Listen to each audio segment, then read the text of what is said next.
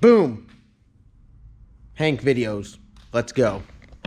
All right, guys, this is the boosted roosters replacement. We're just going to dive right into it. If you don't know what's going on, get with it. Watch some other videos. We have a lot of work to do to get this thing running, but we did get a different intake. This is actually one of our old intakes. I think this was the intake on the boosted rooster at one point, wasn't it? With a different, that intake with a different elbow. Yeah, it was. Yeah. It was this intake. Oh my God. No, I just sold that elbow. God, I shouldn't have sold it. I just sold the elbow. I could have had, I literally could have had the old OG setup. This is why we can't have nice things. I know. I just sell things for cents on the dollar, and then it just ends terribly for me because then I'm like, damn, I wish I would never sold it. But all right, so we went to a Cathedral Port Super Victor intake, carb style intake. I gotta set a fuel rails for it. These brackets aren't gonna do, so we'll make new brackets for it. We'll get some nice stuff made up. I just kind of like the setup. Cast elbow. Pretty severe angle here. When you're running the elbows, you don't want like a crazy sharp bend. You want something higher and more of a sweeping bend. But Phil, director of budget, told me I can't run a billet one on this, so we're just gonna stick with this setup. Obviously, the all thread will get cut down, but is it in the budget to cut those though?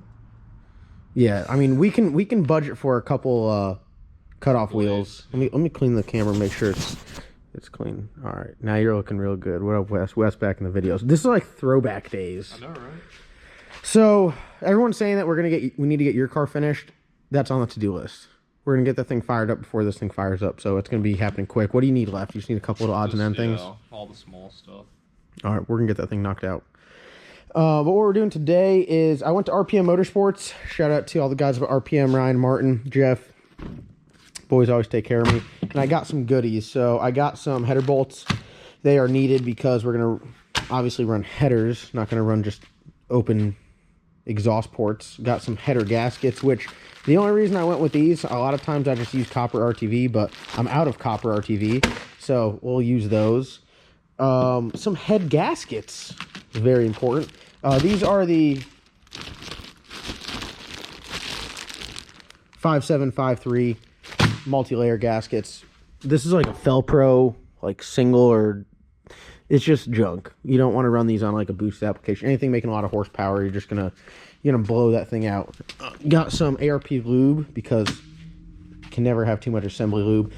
Switching the Beehive springs over to a set of Texas Speed dual springs because we're going to make all the powers. We're going to be making a camshaft change also, so getting this thing boost ready.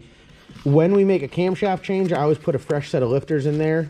Can't go wrong with the LS7 lifters. Now, if you got the money, you budgeted right, you could definitely put a set of Johnson lifters in there, which I would recommend, but we're keeping it within budget here. And then I got a trunnion upgrade because valve train stability is great, and we might turn a lot of RPMs with this. Who knows?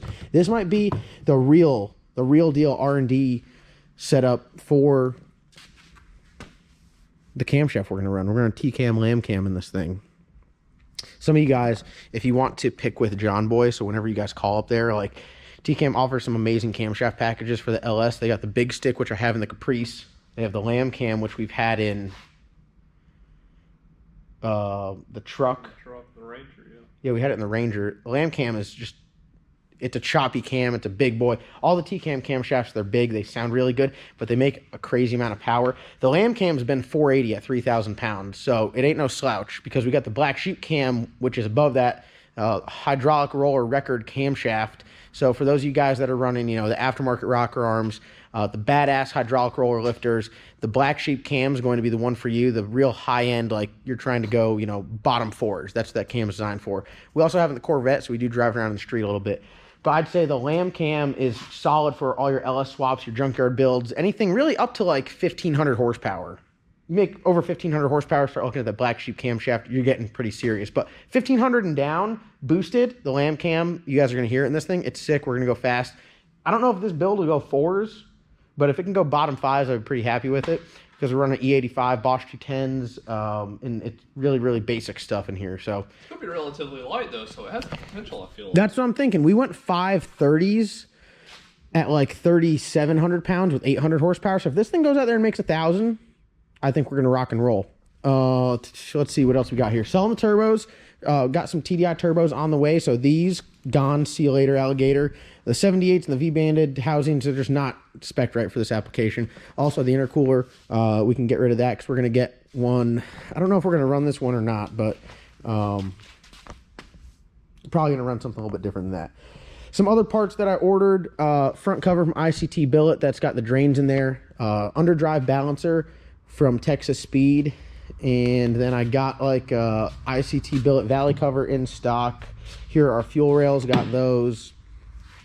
And then I got a bunch of materials coming from John and the guys over at Huron Speed. So I'd say we got a pretty good start, but what we're doing today is we're going to remove the heads, and I'm almost to the point where I think we should pull the motor out. What? I mean, Why dude, don't we pull the motor out for? I'm just saying it probably needs to have another flex plate put on it, I would assume. Wow, what flex plate's on it? I don't know. I haven't looked underneath the car yet. I don't know if the converter bolts are in it. They said it was running, but it came from a different car to this. I mean, you might as well at this point. That's what I'm saying. There's only like 4 or 5 bell housing bolts holding it on, so... Is this got a power glide? Yeah, it's got power glide. So I'm saying we could just unbolt it. Yeah.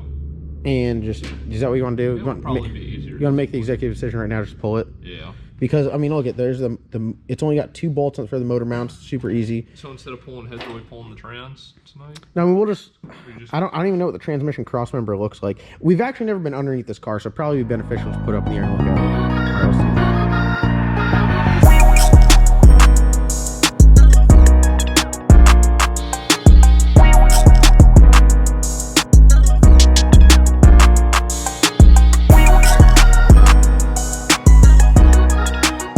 All right, guys, first look here under the car. I see a lot of things that I like, some things I want to change.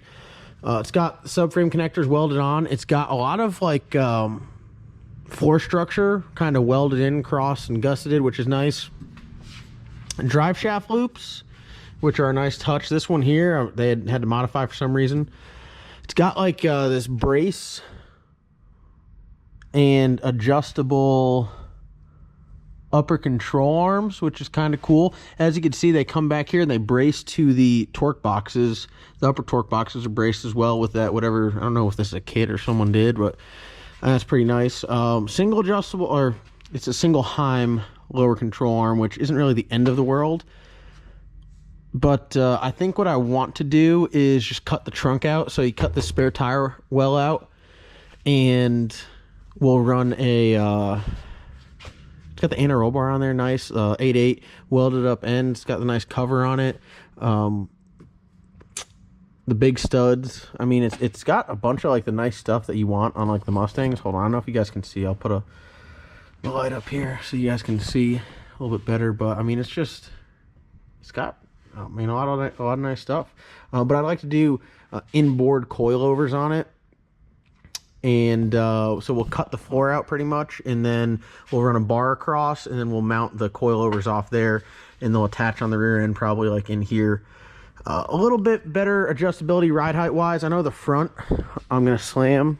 Now you get into an issue when you lower the car too much, that the factory suspension geometry doesn't really work all that well, but I mean, it'd be all right. It'd be all right. Just as I suspected, flex plate, probably flex plate and converter and maybe trans. I have an aftermarket case glide here that if we are going to really try to go out there and make 1,000 horsepower, I'll probably put in. Yeah, so that's nice if it had a bell housing at least. Yeah, I mean, we don't want any leg cutters or anything like that. The K member on this is spaced down, just like I did on the Glizzard. I think probably just because of the oil pan. I don't know what oil pan this is, but it's got some bungs welded on it, which is nice. I just ordered a front cover with bungs because I didn't inspect the oil pan. But I got a GM hot rod pan here that I could put on that I could probably get rid of those spacers with. So, I mean, yeah, overall, I mean, the chassis itself is nice. I think we can go pretty fast with this. The welding on it, a little sus, you know, right there. A little boogery. Maybe, what? Wait. Oh, wait, there it is. Oh, yeah, they're consistent, to say the least. They're consistent. I mean, It braces the, I got brace torque boxes. I mean, I don't see any problems with it. I mean, I think we can go fast with it. It might not be the prettiest, but I think we'll be able to go really fast. It's got a bunch of really good parts. So definitely need to put a flex plate on there. Probably change transmission converter to an SFI one. I have a converter here, like in-house, that is paired with it. I think I was going to put it in 50 chance. I don't know if it's in the back of it here. Let's take a look. It's a Cameron converter. It's not in here. I got to find it. Right there. Is it? Yeah, there's the converter. I got to find the transmission. So aftermarket case glide somewhere around here. Is it in there? No, I got a 2-speed 400 in there.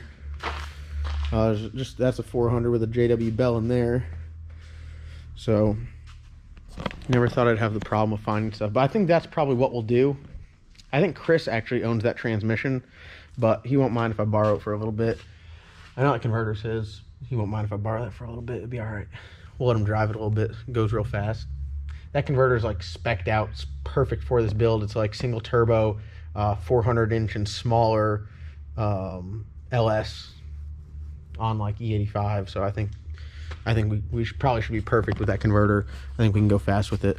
The Cameron stuff, like I got a Cameron converter in my street car, the Cow, and that thing works absolutely great. So that's probably what we'll do here game plan wise. So I guess you want to pull trans? Yeah.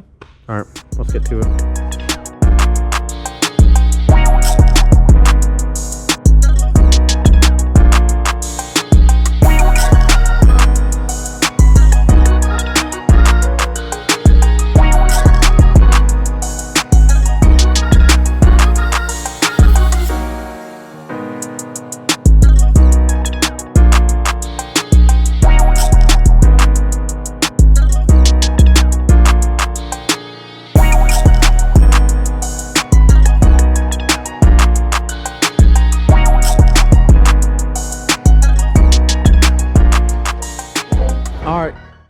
Pretty simple, 3 converter bolts, just zip them out, took the starter off. It's got 5 bell housing bolts, 1, 2, 3, 4, and then 5 is right there. You guys can see on the right hand side, top of your screen.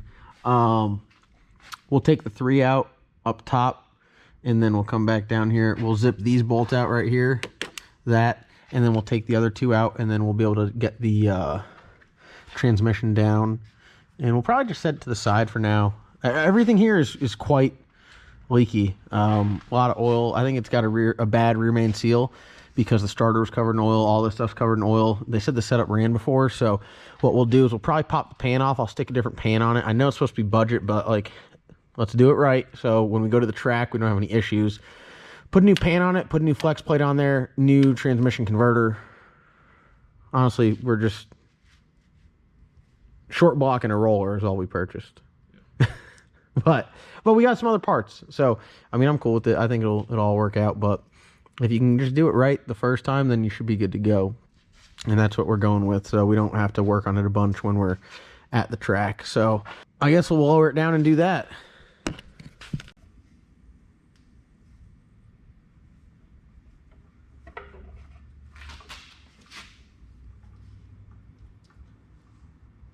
Hey, stock case glide. How fast do I have to do this? I mean, you know, just have to make sure it comes out. Here you go. Look at that. No fluid? No spill. No spill. All right, set that down. We'll set this guy down. Oh, upgraded pump. I like it. We're not taking Here, it off, just are we? Yeah, just pick it straight up. It's not that heavy. It's a power glide.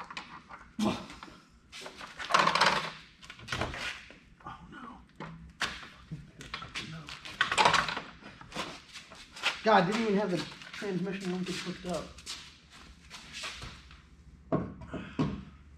I feel like the aftermarket case glides are lighter than that. It's heavy. I know, that thing was heavy. Alright, transmission out of there. Converter out of there. Making progress. Making progress. Okay, I like to make a note on how clean and neat and organized we are. This is a new LS Nasty. Well, had everything organized. Dude, unreal. Know where the tools are. Unreal. We do have some tools on the ground, but they're in their proper transportation unit. So, all right, now really all we have left to just take this thing out is we'll lower it down, pull that valley cover off, and put our Motion Raceworks lift plate on there, and then pop these bolts out of the cross member and or the K member, and then we're good to go. You got an IFS flex plate on this thing. A what? SFI? Yeah. IFS? Is that the other? That's the other. That's the other. That's actually what this is certified in. This is like work van. Oh, Hell yeah. at least they're all the same size bolts. Yeah, I mean, that is nice touch. Nice touch. All right, we'll get this out. We're gonna go right over here. Don't tell Phil, guys. Don't go on his. See, look at Phil's toolbox. I'm not talking shit on Phil, but I mean, we over on the LS Nasty side. Look at this. No, look, I tried to find. What is this? Copper RTV? I tried to find like a Ultra 15 copper. It the other is. day, look. Damn, bro. That's rough. All right, well, don't tell Phil. We're just going to borrow this. Wow. He has it. He has it theft proof. Here, you pull it out. I'll hold on to this. Don't lose all the bolts out of it either. All right, there we go. ICT billet. You know, if I tilted it one way, the bolts will come out. If I tilted it the other, I know. I did say don't let the bolts fall out of it. So you did listen. I didn't realize there were spacers. I didn't even look that close. So we're gonna put this on our four-wheeled engine stand, and then we should be ready to rock. I've never looked inside an actual LS1. Like, I really haven't. I've seen LS2s. I've seen LS3s. Never an LS1. Oh. Why is it so clean? Why is it so clean? Dude, what the hell is that? What is that? I love how there's just one knock sensor sitting in there. I'm so confused. Bro, what is this thing here? I've never seen this before. Why is it so clean? Why is it so Did you clean? say it's been around? Bro, how do you get to the lifters? You can you not see the lifters from there? Oh wait, hold on. The aftermarket block you can. On a factory block, can you? I don't know. I haven't looked at this shit in so long. I haven't looked at a. Wait, is there just a stock LS anywhere? What is that? Wait, does that one have? That one's got a plate on it too.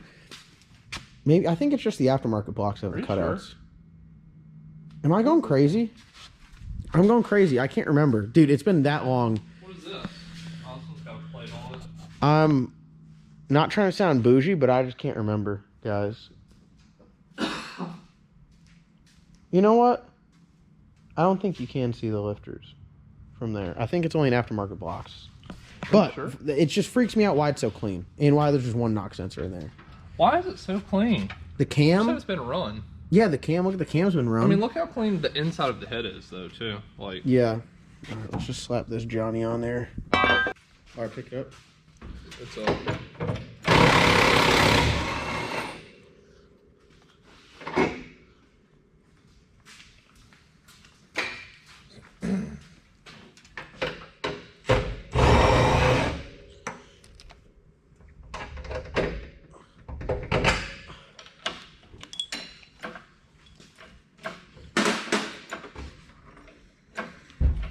Are we just gonna send this LS1 block until she doesn't? Yeah, we're literally just gonna make as much power as it will make, and then when it dies, we'll put another motor in it. Go up more. You gotta get that K number. Putting on pan still.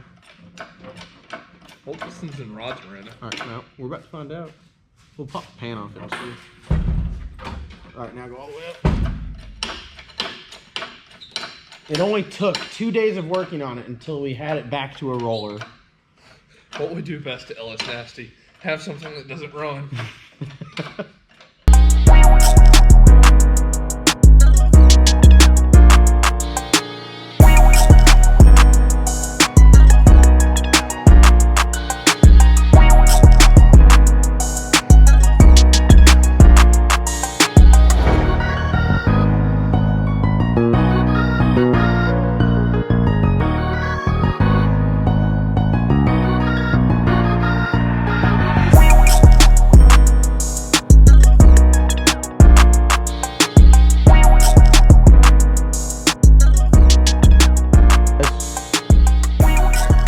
We successfully made a roller out of this car.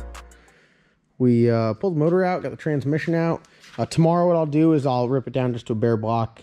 I'll go get the camshaft from up at TKM and see if I could steal a burst panel as well. And then we can really get rolling on putting everything back together. New head gaskets. We'll use the ARP head bolts just because they'll do fine for what we're trying to do. Put the trunnion upgrade in. I got to see what they got going on push rod wise. I didn't get a set of push rods yet, but I got multiple sets here, so if we need them, we can throw them in there and be good to go. But 243 heads, so pretty good head. I know it's at least got a forged piston. We'll check out the crank tomorrow. I'll get a flex plate ordered. Once we break this down, it's start building from there, and we'll really get everything rocking and rolling. Got someone coming to buy the turbos tomorrow. I'm willing to sell the turbo kit minus the headers. I'm going to use the headers, but if you guys want the intercooler, the piping with the V-bands and stuff like that, if you want to run like a simple twin turbo setup, that's great. You can just bolt it right on because it's got all the V-bands and the clamps. So I'm definitely down to sell all that stuff. Just hit me up on Instagram and we can get it gone. But me and Westbo getting it done in here. Oh, yeah. And that's going to wrap it up for today. So got everything still nice and clean too. Trying to keep the shop nice and clean and neat. We got Cars and Coffee coming up this weekend.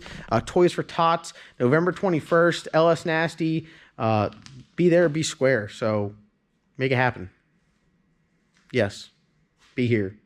Saturday, November 21st, 9 until 1. Cars and Coffee. Wait, Toy Drive.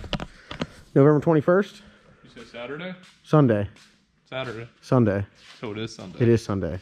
Did I say Saturday? You said Saturday. No, I mean I'm Sunday. 90% sure. Sunday, November 21st, here, LS Nasty HQ. Not Saturday. Not Saturday, Sunday. You show up here Saturday, we're going to be like working, looking at you like, what the hell are you doing in our parking lot? He get to buy this round. John Doc got to buy this round. The black sheep on the property. He got to buy for the next round.